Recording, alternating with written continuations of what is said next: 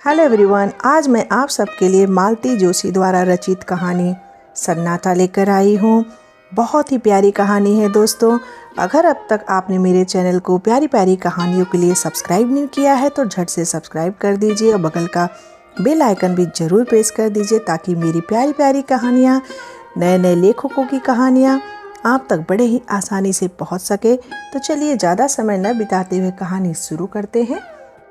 दर्पण के सामने देर तक बैठने के बाद भी उसका मन नहीं भरा। मेकअप की हल्की सी परत एक जादू सा कर गई थी और वह अपने ही प्रतिबिंब पर मुग्ध हुई जा रही थी। कौन कहेगा कि वह 50 को छू रही है। उसका कुछ भी तो नहीं बदला। उम्र के साथ चेहरा थोड़ा भर गया है। बालों में इक्का दुक्का रुपहले तार झलमला रहे हैं बस। पर इन बातों ने तो उसके सौंदर्य को गरिमा ही प्रदान की है। आज तो सारा दिन ही जैसे भागम भाग में बीतता है। बिंदी लगाने भर को वह आईने में झांक पाती है। नहीं तो एक समय वह भी था जब वह घंटों आईने के सामने बैठकर निहारा करती थी। उन दिनों कॉलेज भर में उसके रूप के चर्चे थे। इसी रूप जाल ने तो गिरीश को बांधा था। इसी के बल पर तो वह बिना किसी दान दहेज के इतने बड़े घर में आ गई थी। बड़ा घर याद आते ही उसका मन ऐसा कसैला हो उठा जैसे दांतों नीचे कोई कड़वी चीज आ गई हो। बीते दिनों की स्मृतियों ने कोई मधुर रागनी नहीं छेड़ी, बल्कि मन में एक टीस सी उठी।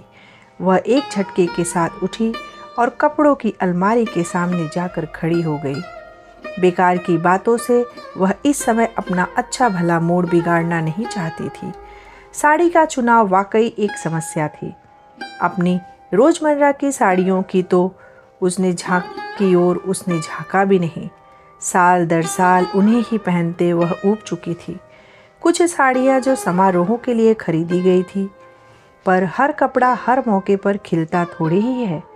साड़ी ऐसी हो जो अवसर विशेष के अनुकूल हो और उसकी सौम्य सोबर इमेज भी बनाए रखे।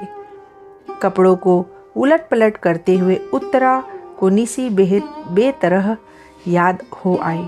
वह होती तो क्या उसे इतना सोचना पड़ता। वह तो पता नहीं कब से मुनासिब सी साड़ी, मैचिंग चूड़ियाँ, पर्स, चप्पलें सब कुछ निकाल कर रख चुकी होती। उसके रहते मजाल थी कि मम्मी उल्टा सीधा पहनकर या बेतरतीबी से बाल लपेट कर बाहर चली जाए। कपड़े ही नहीं, उसका तो घर की हर समस्या पर अधिकार था। कोई भी काम उस पर छोड़कर निश्चिंत हुआ जा सकता था। उसके रहते घर कैसा भरा भरा सा लगता था। इस तरह दीपों में बटा हुआ नहीं था। उत्तरा को पीएचडी मिली थी तब निसी मुश्किल से 16 की रही होगी। स्टाफ मेंबर्स पार्टी के लिए इसरार कर रहे थे। उत्तरा ने सोचा था वही कैंटीन में कुछ खिला पिला देगी, पर निसी अड़ गई। कॉलेज में क्यों मम्मी, क्या तुम्हारा घर नहीं है? और पार्टी का सारा प्रबंध उसने अकेले ही किया। खाना तो खैर बनवाया गया था, पर प्लेटें, चम्मच, नैपकिन्स, बर्फ, यहाँ तक कि पान सुपारी और जर्दे की व्यवस्था भी उसने इतनी सुघड़ता से की थी कि सब चकित रह गए। लोग अब फिर पार्टी मांग रहे हैं, पर अब उत्तरा की हिम्मत टूट गई है। यूँ कहें तो घर में आंसू भी है, पर आंसू? उसने आवाज़ दी, पर जैसा कि वह जानती थी कि कोई जवाब नहीं आया। आजकल तो वह बस अपने पापा के आसपास ही मंडराया करती है। निसी भी थी तो आंसू उसके साथ लगी रहती थी। उसकी शादी क्या हुई, दोनों ही लड़कियां हाथ से निकल गई। आंसू, इस बार आवाज़ थोड़ी ऊंची थी और तल्ख भी। क्या है मम्मी? मूर्तिमान बेजारी बनकर आंसू सामने आकर खड़ी हो गई।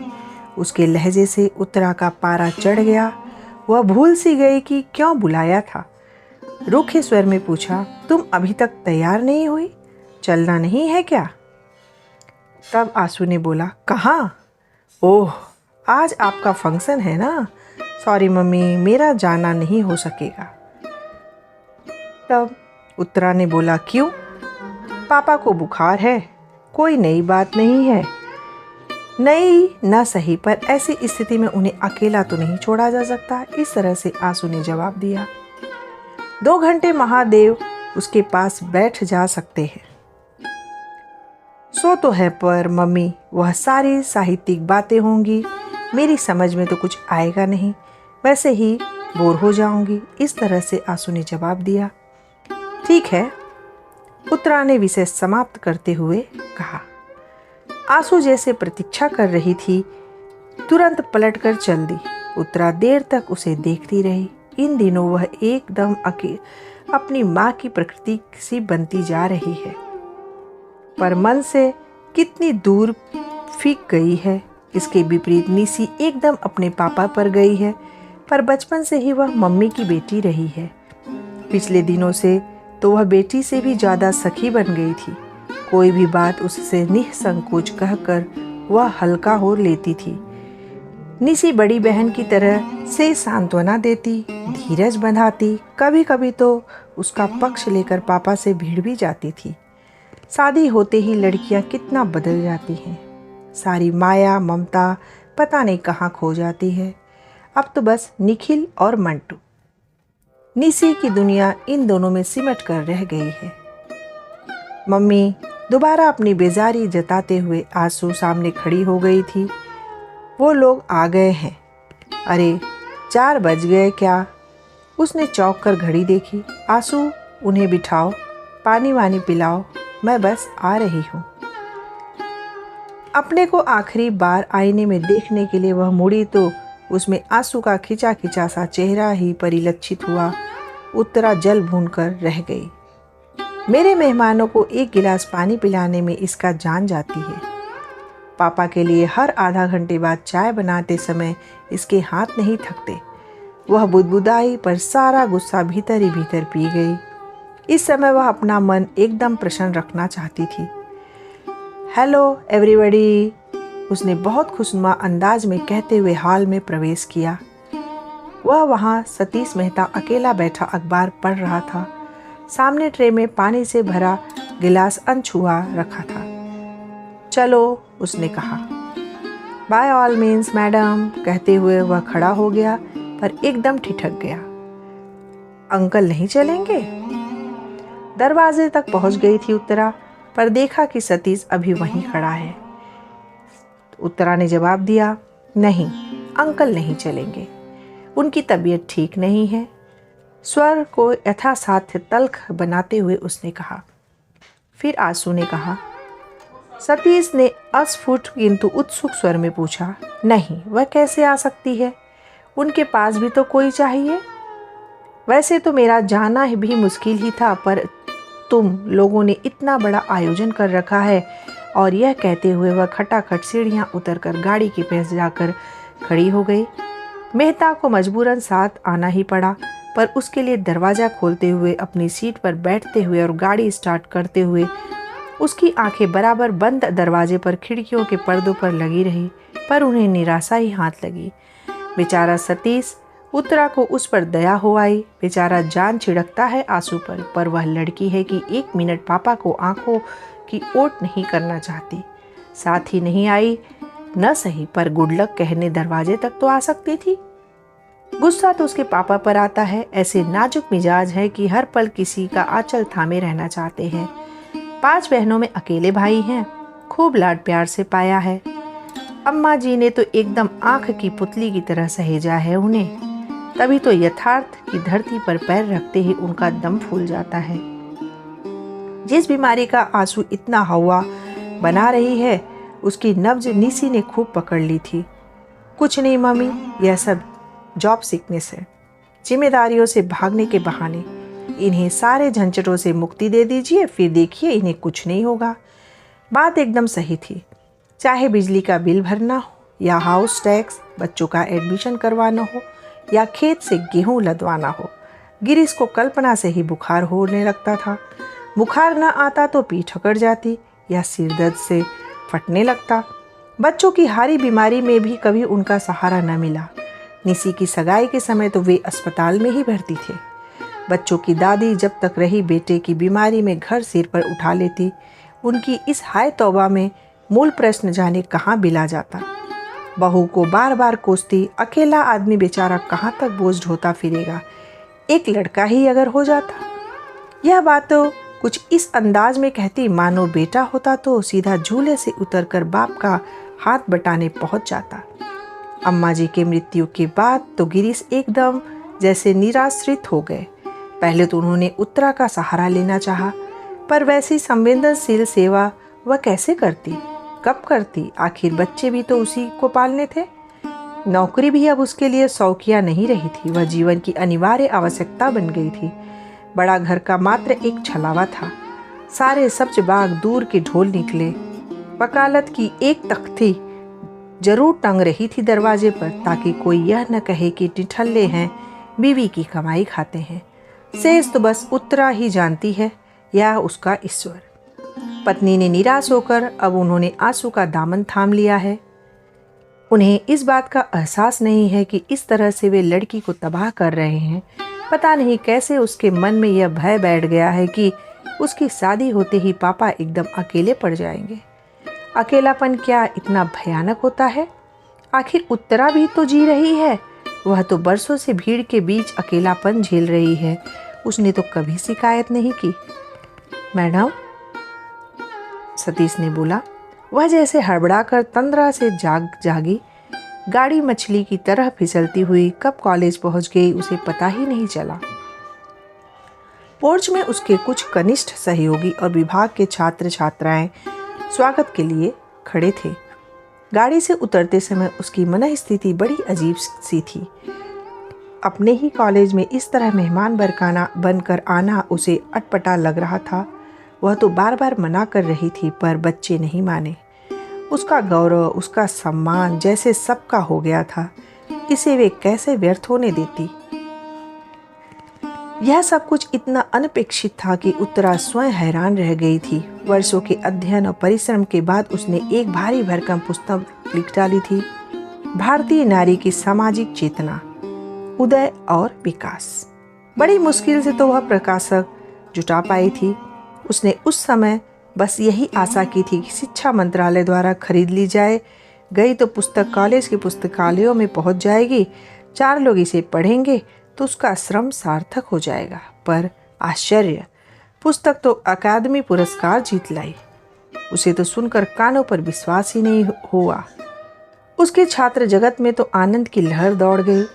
पुरस्कार समारोह तो राजधानी में अगले महीने होना था, पर उन लोगों ने कॉलेज में उससे पहले ही एक सम्मान समारोह आयोजित कर डाला। उसे हमेशा अपने विद्यार्थियों से इतना आदर और स्नेह मिलता रहा है कि छात्र अनुशासनहीनता की पुकार मचाने वाले उसके सहयोगी अक्सर उससे ईर्ष्या करने लगते थे। फैकल्टी का वह छोटा सा हॉल बड़े कलात्मक ढंग से सजाया गया था। हॉल में प्रवेश करते ही स्वयं प्राचार्य ने उठकर उसका स्वागत किया तो वह संकोच से गड़ ही गई। उसे पहले तो फूल मालाओं से लाद दिया गया, फिर भाषणों का दौर प्रारंभ हुआ। छात्र तो उसकी इस उपलब्धि पर गदगद थे ही, पर कुछ सहकर्मियों ने भी जब उसकी प्रशंसा के पुल बांध दिए तो उसे सुखद आश्चर्य हुआ। प्राचार्य महोदय ने भी 2 शब्द बोले। उत्तरा के कारण उनका यह कस्बाई कॉलेज देश के नक्शे पर आ गया था। प्रमुख अतिथि थे जिलाधीश महोदय।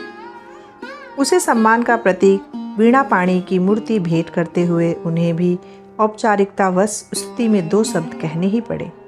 वह सुनती रही और सोचती रही, काश आंसू यहाँ होते, उसके पापा होते, वे लोग जरा देख तो लेते कि घर के बाहर उसे कितनी इज्जत मिलती है और प्यार मिलता है। पर वे यहाँ आते ही क्यों? पत्नी की गौरव गाथा निस्पृह भाव से सुनने की सामर्थ्य उनमें कहाँ है? तभी न बुखार हो आया है। उस दिन जब कुछ लोग यह सुसंवाद लेकर घर पहुँचे थे, तब भी वे सहज भाव से उसे झेल नहीं पाए थे। कैसी रोनी सी आवाज़ में बोले थे, भाई हमने तो उन्हें पूरी स्वतंत्रता दे रखी है। जितना समय मिलता है अपने विषय को दो, घर बार की चिंता छोड़ दो, उसे हम संभाल लेंगे। अपन कोई बड़े विद्वान नहीं हैं, बस इतना योगदान दे सकते हैं। उनके हर शब्द से झांकते हीनता बोध ने उसे उतना नहीं कचोटा जितना उनके झूठ ने। मन हुआ सबके सामने उन्हें बेनकाब कर दे, बता दे कि वे कितना घर द्वार देखते हैं, पर चुप बनी रही।